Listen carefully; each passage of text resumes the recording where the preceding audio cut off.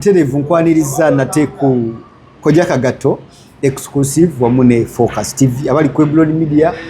wona wosizira okubanga otaba okola kyamaanyi nnyo buli wotulaba kituzzamu amanya tena bakusubscribinga kusaba kikole kuba buli wot subscribinga kitufuula abenkizo ya kituwongera okudduka speed Kojja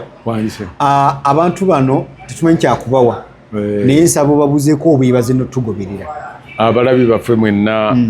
aba Blood Media aba Kojja Kagato exclusive aba Focus TV yange tubebaza ne sikwebaza yenna era tubagamba ndi Mukama Katonda abasasule musera mwebyo ne mwekyo kye mutaddemu okusobola okuba nti mutugoberera obwenkaniddawo mutukoze bulungi obutagambika fwe baani kati naffe tugenda ne tugamba n'abalala nti lwaki temuva ku mikutu oba tegitambula nga tulaba ejjaffe mugitambuza obwenkaniddawo kale mweyongerere ddala tutandike okubuukula omuntu agambe nti tebabeera abo singa tetuliiwo kale eyo ye mukola abagenda mu comment section no commenting okola kyamaanyi okuba buli okomentinga ffe kituwa kyekyokuzaako ate era wetukkaanya ne tutakkaanya netufunawo okukkaanya mu butakkaanya otherwise yo tuli mu episode zigenderedde tugenda kati mu 23 nga twogera ku bulamu bw'omugenzi legend okumanyanga omusajja ono yali wa Nkizo Kafeero ne mu bufu era akyasetinga president the talkability eri kuye nga taliwo nga si mulamu so n'abantu okuba ndi bakyamufunamu bamufunamu ate kiralu babafunira mu bukadde very true so ndese Kojja olunaku lwaliiro nga tugera kutunuulira kwabo abayimbi oba abantu ab'enjawulo abafunye mu bulamu oba ne mu legacy mukululo gwa Principal Job Kafeero abantu abenjawulo ayinza okuba yali muyimbi ayinza okuba muntu wa bulijjo ayinza okuba yali amukubi wa bivuga kategori yonna waaba agudde naye Kojja ye bamanyi bagenda otuwa era tubulire nawa basinkana babiki ebyo byebamufunyeemu Kojja olunaku olwali njagadde tunuleko kaawo ompeko ku bantu abo abenyumiriza oba bafunye ennyo mu linnya lya omugezi Kafeero ayinza okuba artist ayinza okuba muntu wa bulijjo ayinza okuba munnabyabufuzi but whatsoever azonga azinga wali abantu bojje bali bangi abafuna n'abakyafuna mu Paulo Kafeero naddala abo ababadde mu music fraternity yes ojja kulaba abantu bangi nnyo kati betujja okusookerako eba amawulire kuva lulinga Kafeero ayimba paka olwaleero bakyafuna bakyajja ssente mu linnya lya Kafeero ojja kulaba nti abantu abatunda ebintu abasinga abatunda music kale kansoke kuba music wa Kafeero buli lwe bamwogerako addamu butono atunda n'abeera ng'eyakafuluma buli lwe bakubaganya ebirowoozo yayimba noluyimba yaluyimbira gundi yali avuma gundi neludda mu buto nelukola ki nelutunda mulimu abakubi b'ebivuga abatandikira ku ye yes nga ye bwe yali nabo ne bafunamu naye nja kusookera ku mwana gwe nagambye omu ku be yali ayagala ennyo bamuyitanga Majidu Nsubuga yali ayimba buyimbi ng'aline Kafeero yafunira omuntu n'amutegeera olwokuba alina Kafeero n'amukolera visa n'amutwala South Africa n'abeereyo mu bulamu bwalimu kati abulimu lwekyo ali ku mukululo gwa Kafeero akuba ebivuga mukwano gwange ate ali muyita muto wange Mukasa William Mukasa oyo gwe bayimbako ndiwuliriza munna akugamba bye yali afunye byonna yali abifunye mu music ate nga yasinga bifuna ng'ali ne Kafeero Kafeero yali amusasula nga talina gwe yali asasula nga bwe yali asasula William Mukasa ku tiimu yonna gye yalina tewali gwe yali asasula kwenkana William Mukasa kitegeeza yakubanga ebivuga byonna ng'abimanyi ng'ate mukubi wa okutuuka ku recording music wa Kafeero nga yakuba ebivuga era byonna ebika ebyenjawulo kubikuba ku show naye ate ne mu recording omuntu akubidde mu recording aba wanjawulo. Okay. Waliwo abaana baafunamu nakati nga bakyaliwo kati nga first daughter waffe Ndagire Josephine yafunamu abangi ffe tumanyi nga Nabitaka. Abamu bamanyi nga Nabitaka yafunamu nti yatambula n'enkola manyi oyinza obutafunamu mu ssente n'ofunamu olw'enneeyisa gye weeyisaamu nga ekutwala okufuna abantu bona akolagana nabo n'obafunamu ebyo byoyagala obbafunamu olw'enneeyisa ennungi gy'oba weeyisaamu gy'oba wakoppa ku muntu oyo kye tuyita inspiring. Bingi nnyo bya inspiring omwana Josephine. Josephine toyinza muwulira nga ayomba na muntu. Josephine toyinza muwulira nga akanudde eddoboozi aleekaana n'omuntu. Ekyo Josephine yakiyiga. Josephine yeesonyiwa mangu ekintu. Kojja Josephine ajoyininga ddi kampu ya Kafeero? Ndowooza mu 9 nga mu 6 awo. 95. Bwe yamala okuyimba oluyimba Nabitaka. Aluyimba ali ng'ali ne kase. Naate nga yatasooka kuyimba oluyimba saategeera saamanyirirwa. Saategeera saamanyirirwa kyusa ku ndowooza munnange. Yayimbira olwo. Naye kojja bwe mpulira ennyimba ezo 95 ebirungo bya music byali bitandise okukyukira ddala. Anti music ebivuga ebyali bijja byali bipya. Byali bitandise okukyukira. Ebivuga birungi nnyo. Tutandise okuba mu Uganda music abalina studios batandise okuleeta ebyuma ebirungi ebyali birecording. Kasita baleeta kye tuyita waliwo mu recording eyitibwa track machine. Bw'ogireeta music oba omukyusizza. Track machine eyo n'okuba oluyimba. Ne bagamba naye oyafuye omulere yagufuuwa bubi n'oluzaamu n'oluyimbisa. N'okwata omulere n'ogugyamu n'osuula eri. Ye track machine kyekola. Ekikola ekyo. Ejjamu oyo yekka kye yakola. Ekyo n'ekijja. Waba owulira omudigido oguli mu nnyimba ezo za Nabitaka olimba owulira nga waliwo omudigido. Anti kati olwo ne producer aba mukulu nnyo abeera mu byuma. Ayamba kinene nnyo music okugaana okutambula oba okutambula ennyo. So tuli ku line y'abayimbi kati. Kakati studios waliwo ezaafunira ddala ssente olwa Kafeero nga nti nze ekyo kyokka nti nze na recording oluyimba lwa Kafeero luno. Nti nze na recording Dipo Naziggala. Ekyo nakyo nga kikufunyisa ssente obutakoowa. Buli omu ayagala omukubiro music nga ali mu Nankani nga waliwo gundi gye mbadde mpulira bulijjo nga bagita Mozart studio. Olwokuba yakubira gundi gwe yakubira Lutalo. Ng'olaba nti music bwa Lutalo era owulira ebivuga bya njawulo. Kati omuntu n'abatandika okugenda nga mpiki. Ne bagendayo olw'okuba baawulira oli nga yakuba. Naye ate nze nawulira music omulungi. Bamuyita Can Music. Can Studio ya Misach. Can Records. Music waabwe mulungi nnyo.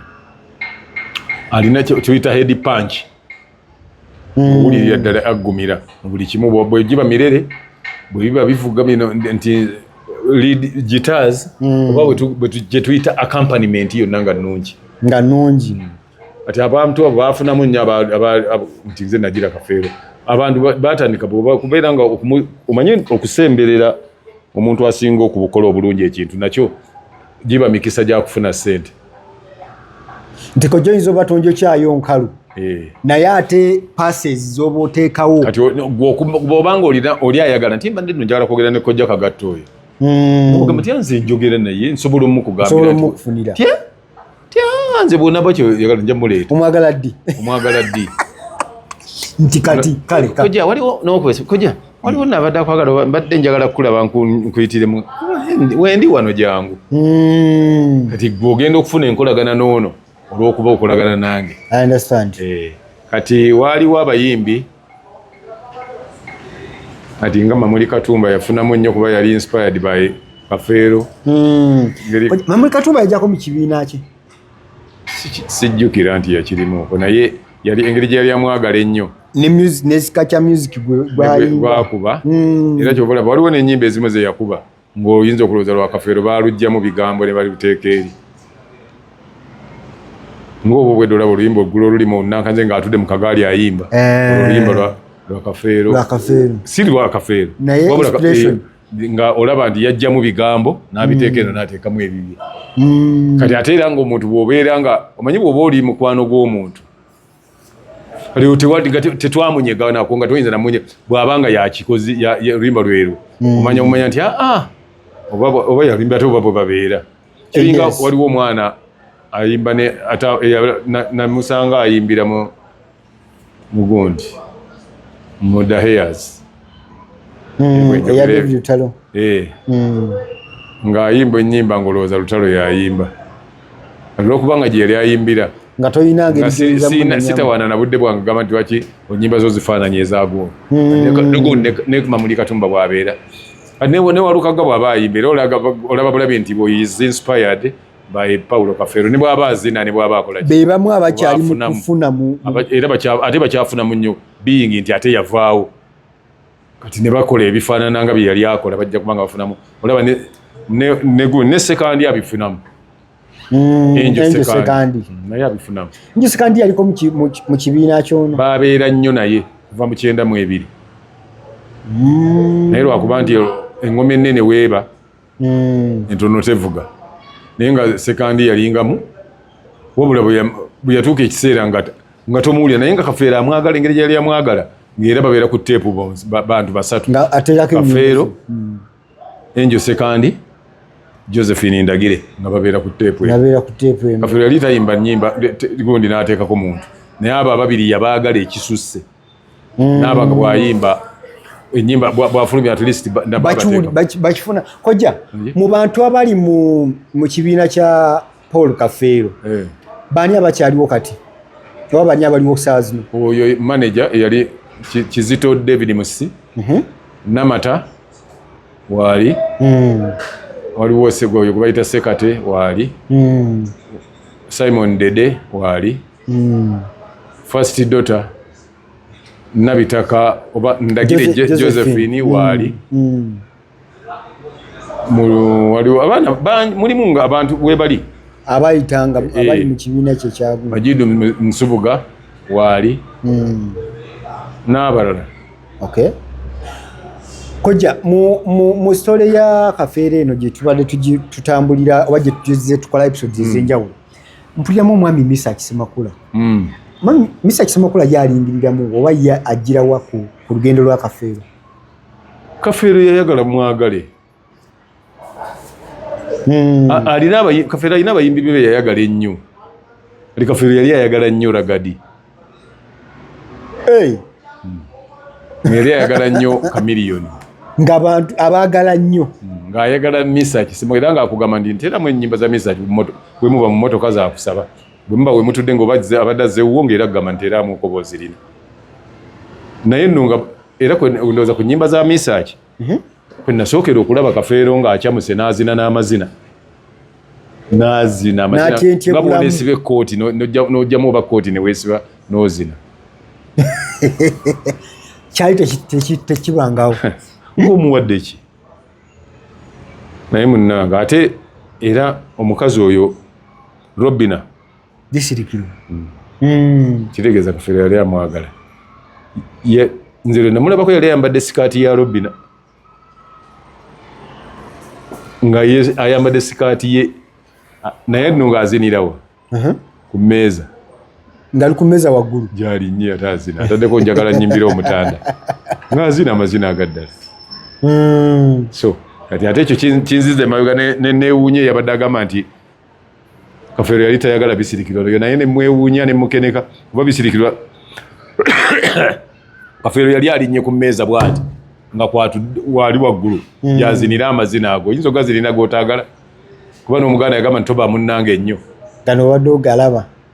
kakati awo kikulaga nti bali abadde boogera ebyabadde tebamanyi biboogera ebimu byeboogera tebabyekakasa nazina kakati yagala nnyo ekyamwagazanga Ragadi waliwo yagamba nti nomanyi Ibula negundi yaliwo awo bisirikiro nina ekintu kyendabirimuza nti olabye eki kubanga ndowooza oba alina kyalengedde. Andi badde ndowooza wano ne mpulira omusajja yayimba ebigambo 11 mu luyimba naye nze ne mpandiikira eddakiika 2 mpandiika luyimba naye yayimba ndigida ndigida ndigida ndigida ndigida ndigida oluyimba ne lunyuma ate ne luggwa nga lulungi nnyo kyeza anti n'agamba yayimba ebigambo 12 luyimba ne luggwa nga ate lunyumi nefe ne tunnyonnyola bano n'agamba ngenda kutandika kuyiiya nnyimba nyimpi naye teyakikola kyamulema kuba tekyali naye ng'asinzidde ku Lagadi. Lagadi yamusanyusa era n'atandika okwagala Lagadi n'obulamu bwe bwonna nga buli luyimba lwa Lagadi lumusanyusa. Kati ku Ssemakula ye wali omanyi Kafeero yali ayagala nnyo ebyobuwangwa kati yayagala nnyo gundi yayagala nnyo Ssemakula olw'obuwangwa Ssemakula Balugave ono Nkima andi Wolugave wabanga yayimba ebyobuwangwa ng'ate ow'Enkima ye jjajja wa Buganda baba baagala nnyo kyamugatta nnyo n'ekyo bandi Ssemakula yali ejimate nga yali mwana muto Ssemakula naye nga Kafeero abuuza nti naye omwana oyo ng'ebintu byayimbye by'abantu bakulu naye Kafeero yakyebuuza ti omanyi nti omwana oyo muto naye yayimbye ebintu bya kikulu ngaffe bwe twebuuza era ku bijimu y'abakafeero abo kuba they were young naye ate emusic bwe bayimbanga nga ndowooza Kafeero mu myaka nga 8 kati Kafeero bwe yayimbanga mu Ssemakula bwe yayimbanga Kafeero yeewuunya nnyo ebigambo bya Ssemakula ng'awulira akaana akata akayimba ebyekikulu kiringera ne Walukagga Kawalukagga kabanga kayimba nubuuza ndi akaana kano bino bye kayimba kabijjawa kuba abasinga bakuba bidandali naye nga akaana kyakitandisa okujja kayimba ennyimba nnungi zirimu ebigambo birungi Walukagga ye Misaki ye walingawo Vincent Muwonge ne ka Vincent Segawa nako bye kayimba nga si bya myaka gyako nti omuntu yayimbanga oluyimba naye ng'oba oluwuliza ogamba omusajja ono alina emyaka emeka kati abantu bafunamu bangi nnyo Kafeero waliwo abayimbi bangi nnyo abali inspired by Kafeero ne bayimbira ddala bulungi nnyo. Okay, ali mu kutulaba ku mikutu gyaffe gino ali ku Kojjagata exclusive focus ali ku Ebron. Thank you so much nnyo okubeera nga olaba ebali nnyo okubeera nga tutambulira wamu ffenna mu episodes ez'enjawulo nga tuwumbawumba Kojja. There are those people abawangala n'omuntu naye ekituufu kiri nti n'atakubaako wadde kakukokkolako weekati andi kakati tonenya gweowangadde nayo naawe onenya mutwe gwo bw'obeera n'omuntu kakati gwe bwe banze nga ndi naawe nga nina matirio gwe nnina ng'ono ne twatuuka okwawukana nga tomukozesezza then olina okunenya mutwe gwo omuntu aba olina kwenenya gwe wekka kubanze nali ndabyeko abantu nga for instance omusajja bamuyita Rasta Rob. Yes, Rasta Rob yali awangala ne Kabila n'agenda n'abeera pulezidenti wa Congo. Kati bwe kiba nga Rasta Rob okyatufaanana bw'otyo nga mukwano gwoka nfanfe yali pulezidenti then kirungi n'obuleminga bwongo obwo tuba tunenya gwe Rasta Rob omusajja afuka atya pulezidenti eri nga gwoli wano kati gwolaba wafuna mukisa kummanya kati you are utilizing those chances okumanya okunzija mu sinaba you are utilizing them okuba nti ofunako gundi gwoyagala that's utilization so singa tuba bananenya nga ovudde mu bulamu bw'ensi eno kuba kati n'emyaka gigino gigenda gikuubira ekyo buli musiru kyayogera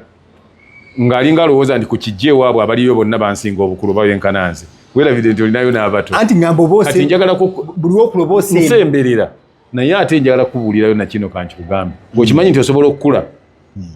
ng'omusajja gw'olaba nga mukulu nga waali ng'era n'omusanga nga mukulu kitegeeza abato bingi ebisobola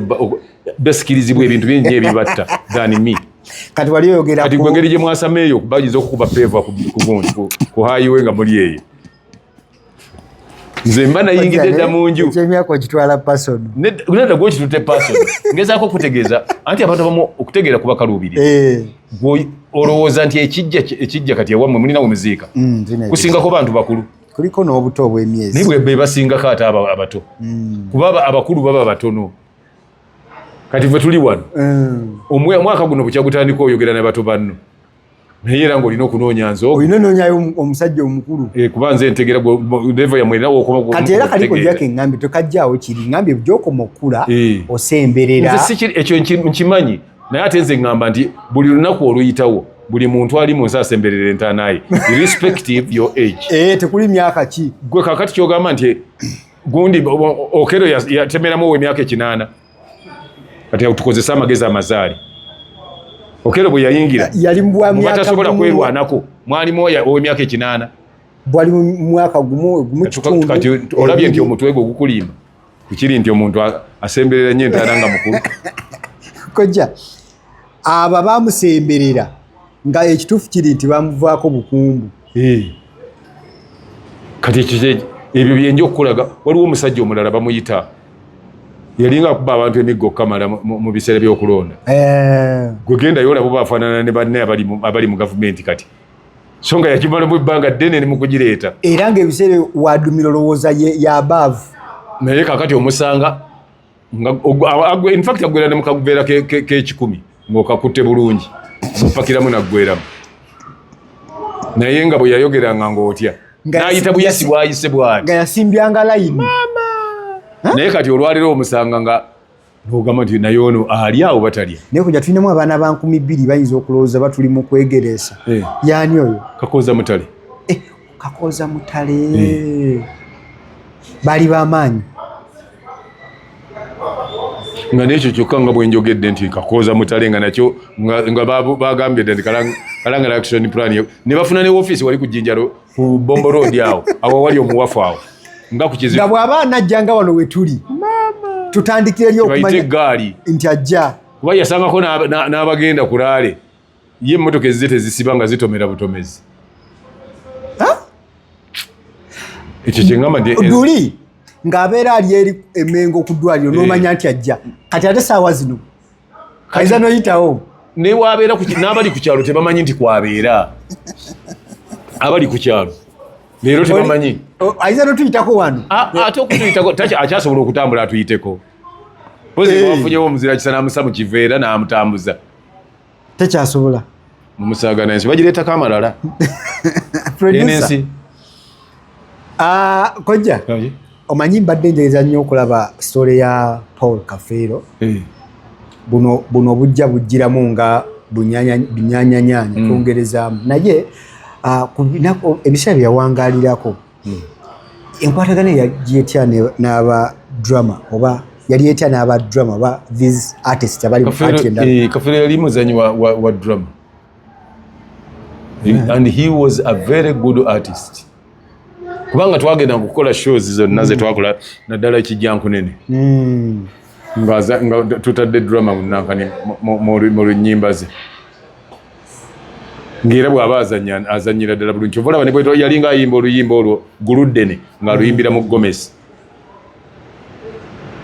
olumbeza yanaakozesa nnyo oba akakanzu ako awo yali akulaga nti abantu ababadde nga babeera ku nnyimbe bambala nnyo amakanzu ne kabuuti era walaba ng'ayambala nnyo kikabuuti kikale kankiyite rain coat manye bwe naayogera kabuuti engeri gye mwajja okulonda ebimu temuba temubimanyi abalaba oba nze simanyi tulinamuko twafunayoko okumukisa okubeerako n'emizanyo emitege ku butambi ng'ayozannya gyegiri bakayimbira gwe nagambye mwe twamuleeta nga bwe yazannya amala atandika okwambala enkuufiira naye yali mulwadde nga yafunye accident bakwatibwa naye nti sigwali gwaffe gwali gwa bakayimbira drama actors naye iyo shows bw'oba oyagala ebintu bya Kafeero nga birecording nze nkuwa bwina asembayo ng'oyagala ennyimba za Kafeero obuzannyo bwe yazanyirangamu bye yakolanga byonna genda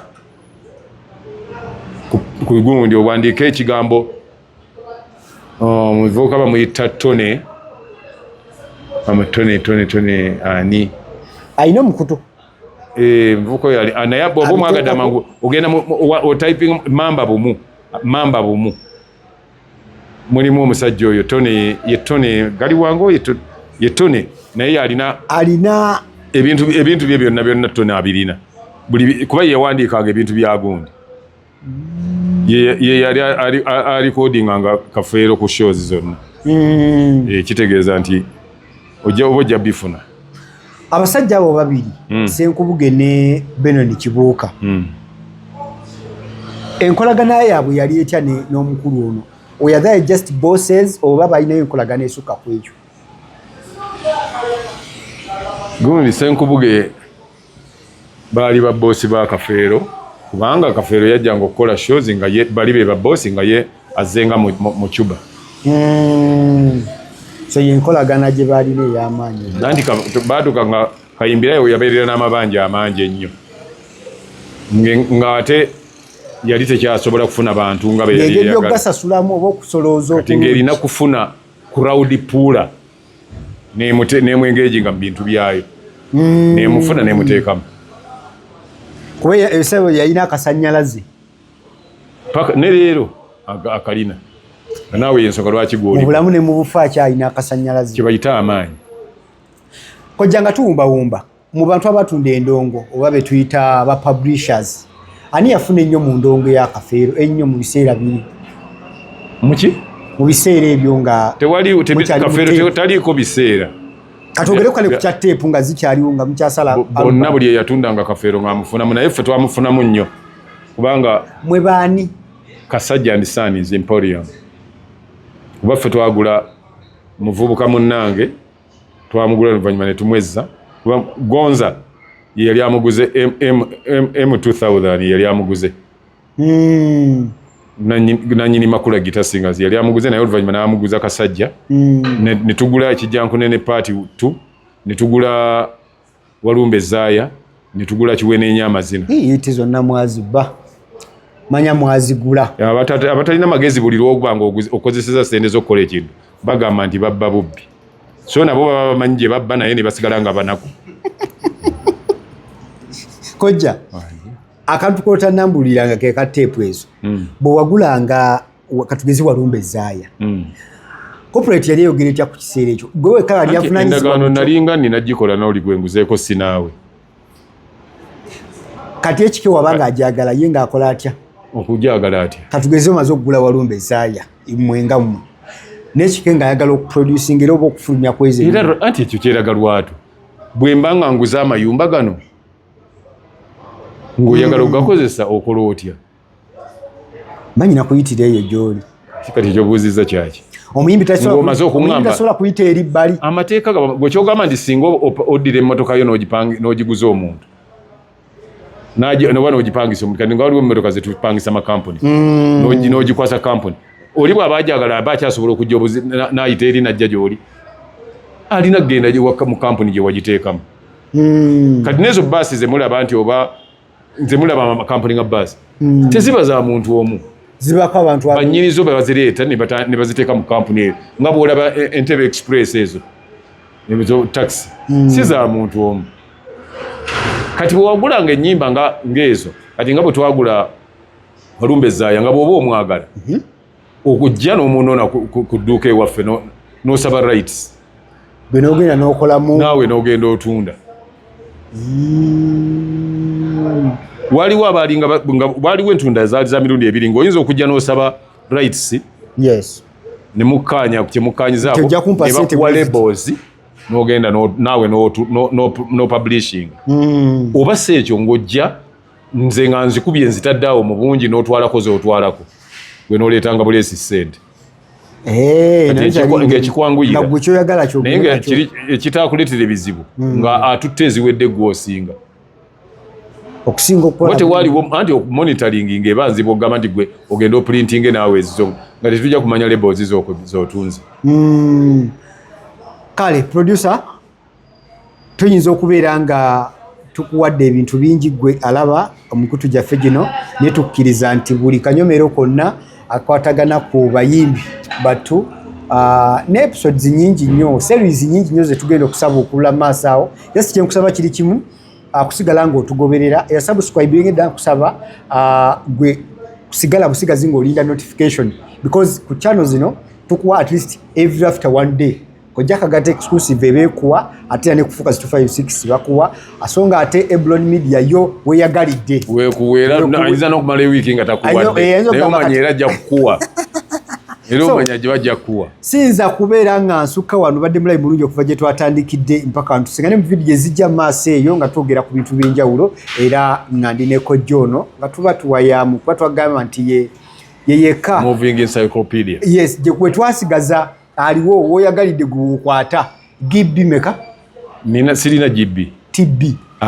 terabytes nina kanaana kati tetunakwatako twakatandikira wano olabye nina wensoma kale tusigane mu vidiyo ezijja mu maaso